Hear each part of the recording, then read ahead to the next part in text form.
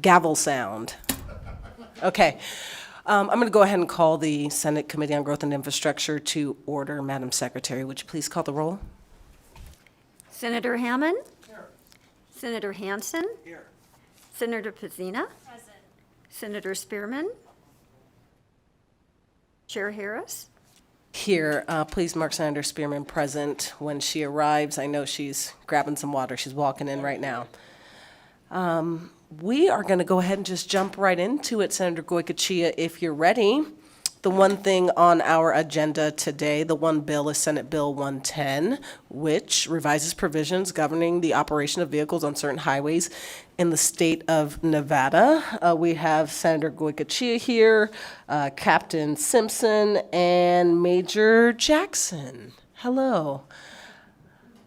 Senator Goycochea, go ahead and begin whenever you're ready, sir. Well, thank you, Madam Chair, members of the committee, and it's kind of unusual. I know that my support testimony is actually neutral because they are a state agency, so at some point they'll do a lot better job as far as providing the statistics. Again, Senator Goycochea for the record, bringing you Senate Bill 110. It was Senate Bill 232 last session, and we ran into a fiscal note that we looked like has been resolved, at least this go around. So very simple bill. I'm going to keep it very short, and I hope that as we move forward with it, we can be out of here in 20 minutes. Sound good? Anyway, very simple bill. Really what it does, it requires, the existing law requires that you have your headlights on 30 minutes before sunrise and 30 minutes after sunset. You have to have your headlights on, or at any point you can't discern a vehicle or a person at 1,000 feet. That's existing law. So what I'm going to do with this law, or attempting to do with this law, is say, hey, in the state of Nevada, if you're on a rural two-lane or any two-lane highway in this state, you have to have your headlights on. Not 30 minutes before sunset or 30 minutes after sunrise. Again, you have to have them on all the time. It's a truly, and I know that the people that are testifying with me today are going to be able to point out the stats that it truly saves lives. And again, as you get older, it gets a little harder to discern that vehicle at 1,000 feet, depending on if it's flat light, dusty weather, windy weather. And we've all driven 95, 318, Highway 50. As you run these roads, especially in flat light or long overcast day, it's hard to see that you're going to pass a truck or maybe two trucks, and that person a quarter mile down the road, gray highway, gray vehicle, no headlights on, no markers at all. It's hard to pick them out. And I think the data we'll see presented by the Nevada State Police now, no longer the Highway Patrol, will in fact confirm that we can save lives with this simple bill that says, hey, most vehicles today, the newer vehicles, they already come on automatically as you're running down the road, unless you actually turn them on. As you start them up and you look, your markers or headlights are on. Of course, I'm a huge fan of headlights versus markers. One of the key pieces of that, if you've got your headlights on, your taillights are also on. But, if it's just the markers, you're going to just have the small marker lights on. So with that, that's really all the bill does. Any two-lane, that's not city streets, any two-lane highway in the state, and actually the language says it's single vehicles traveling one lane each direction. So it would require that you have your headlights on day or night. Simple bill.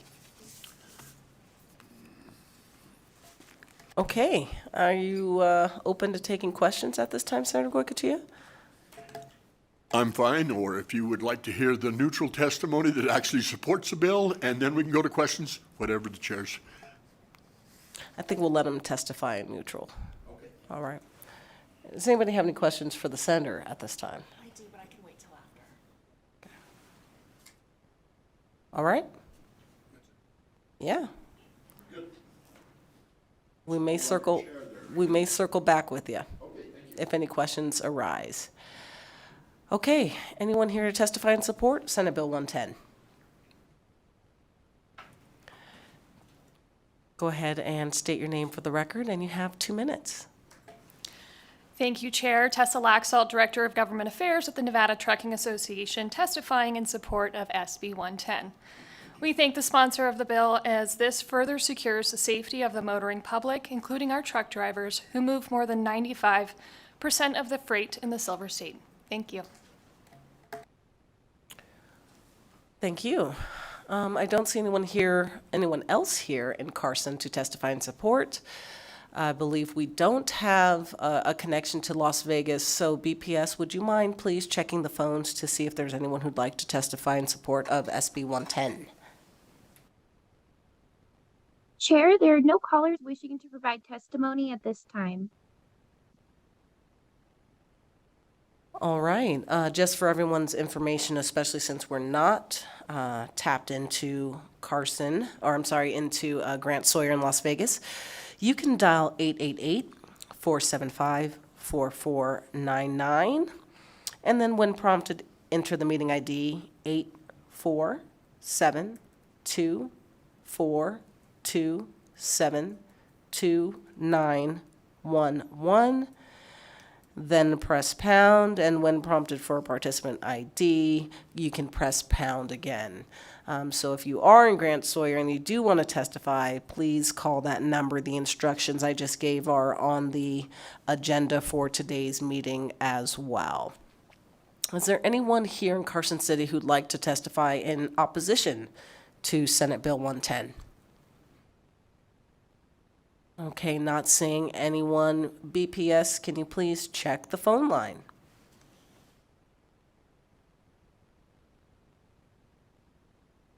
Chair, there are still no callers choosing to testify at this time. Thank you so much. Okay, we'll go ahead and move to neutral testimony and invite our 2 representatives from the state police to the table. Welcome. Please state your name for the record. Tamara Jackson, Major with Highway Patrol.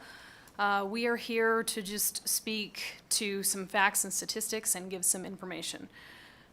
There have been several studies over the years regarding daytime headlight use as well as headlamp use, and most of those indicate a significant reduction in crashes. 1977, 27% reduction, and that's in Finland. If we want to go a little closer to home, they estimate resulted in a reduction of 10% headlight, and we're talking about head-on collisions.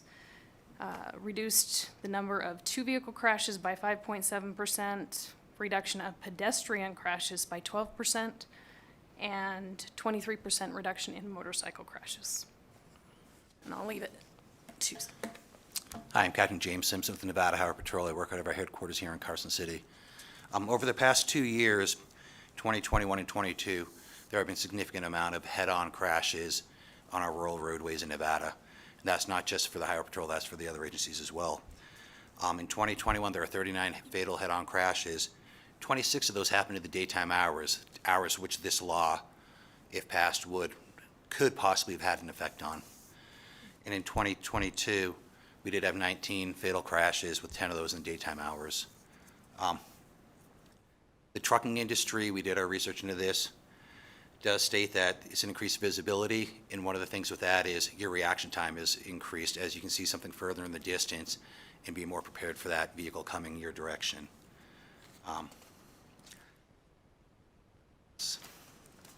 And having worked in the rural areas, you are able to see the vehicles at a greater distance. You have highway mirages, which if anybody's driven on US 93, 95, when it's hot outside, it looks all hazy. You are able to see vehicles pick them up a lot sooner with the headlights on or the daytime running lamps on. And like I said, for the daytime, this is when we had 26 of our 39 crashes that could have been averted. Basically, at the end of the day, through NHTSA and other factors or studies here in the States, it's been about a 7% reduction they feel in the crashes. If 7 out of every 100 crashes didn't happen, that was a head-on crash, there'd be a lot more people sitting around and not have perished and all that. So Okay, if you all don't mind, the committee may have some questions for you, if that's okay. Okay. Senator Hansen. Thanks, Madam Chair. Thanks, Major and Captain here in front of us. Right now, there's large sections of the state law or state highway system that already have signs that say, next 30 miles, you have to have your headlights on or something like that.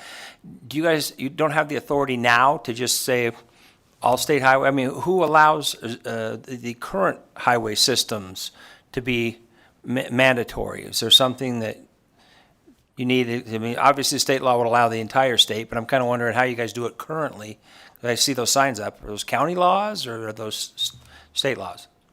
Tamara Jackson, Major Highway Patrol. So those areas have been determined by NDOT, and I believe their engineers determine which sections they've designed for that at this point in time. Okay, so it's not really the highway patrol that gets to make those calls. Those are being done by NDOT, huh? Well, they must have some authority to do it then.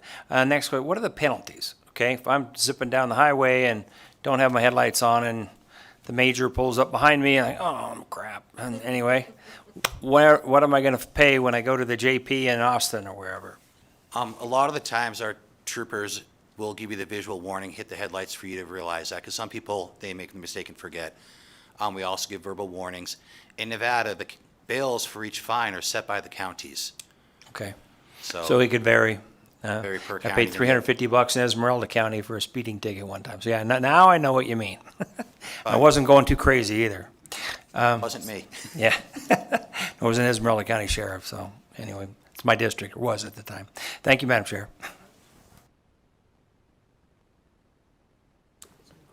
Okay, thank you so much. Senator Goycochea, if you don't mind returning to the hot seat, I think we have a couple of questions for you from the committee. I'll first go to Senator Pizzina. Thank you so much, Chair, and thank you, Senator Goycochea and Nevada State Highway Patrol and State Police. My question would be, and Senator Hansen just mentioned the signage, would we need to add any additional signage? Or I guess failing that, how would we get word out so that we don't have visitors to our state who are maybe driving in from Utah or other places who then don't have their headlamps on during the day unless there's signage or some way of getting that word out? Thank you, through the chair, to Senator Pizzina. You can go directly, Senator. Thank you, Madam Chair. Senator Pizzina, Senator Goycochea, for the record, clearly that was where we ran into the problems. They came up with a $20 million fiscal note to provide, a sign at every time you hit a rural road. I would hope that at this point, again, like Senator Hansen stated, we've already got signs out there that said daytime headlights for this section. Signs when you hit the state line, and just said, just like we do with our seatbelts, click it or ticket. Just say daytime headlights are required in Nevada on that, and just post them where you enter a 2-lane. Do it there at Apex off of 15. You're there on them rural 2 lanes until you hit Jackpot, Idaho. Jackpot, Nevada. Is that corrected? And I guess as a follow-up to that, and I'm so sorry because I probably missed it, but is there a warning in the beginning, just especially close to those state lines, if someone missed the signage, or is it immediately a fine? And at this point with the bill, because I think it is so common sense and such a safety issue, I'd be fine if we were 3 years out before we started writing a ticket on it. But again, like Captain Simpson said, if a trooper had the ability to flash you with these headlights and tell you to put it on. I'm completely open. If it takes an amendment like that to get this common sense bill on, I'm fine. Thank you so much. And I understand the need for this wholeheartedly. I just want to make sure we're able to get the word out, that's all. And again, it's Senator Goycochea for the record, and I appreciate the questions from Senator Pizzina, but, it's no different than it's illegal to talk on a cell phone. It didn't used to be. It didn't used to be a moving citation if you didn't have your seatbelt. It's a learning process, and I'm fine if it takes 10 years to get them. But I would love to see these people turn their headlights on and get into the habit of, and I don't care if it's on I-15 or 318. The bottom line is you're safer when you got your headlights coming at you. Vice Chair Spearman. Thank you, Madam Chair. So I think it's a good idea. I guess the question I would have, there are some older cars that don't have the automatic lights, daytime running lights on it. So would that be required of drivers to get that installed, or? Senator Goycochea, for the record, to Senator Spearman. Again, yes, I've got a lot of those older vehicles myself. It would just, you would have to remember to turn them on. And if you didn't, then that's when you'd get flashed by an oncoming. You know, I do it even today, even though it's not required, if it's long towards the evening or overcast, flat light. You know, if somebody's coming at me, and most people have their lights on, but if they don't, I'll hit them with the headlight just like I'm asking for dims. You know, just to remind them, hey, I really can't see you. Light it up. But yeah, you know what? There's no requirement that you'd have to spend money on the vehicle. Just learn to turn the switch on. All right, any additional questions? Okay, with that, we will go ahead and close the hearing then on Senate Bill 110 and go to public comment. Thank you, Madam Chair, members of the committee. All right, thank you, Senator. Anyone here in Carson City who'd like to give public comment? All right, not seeing any. Broadcast, can we see if there's anyone on the phone who'd like to give public comment, please? Chair, the lines are open and working, but there are no callers at this time. All right, thank you so much. With that, ladies and gentlemen, we are adjourned. Have a great afternoon, everybody.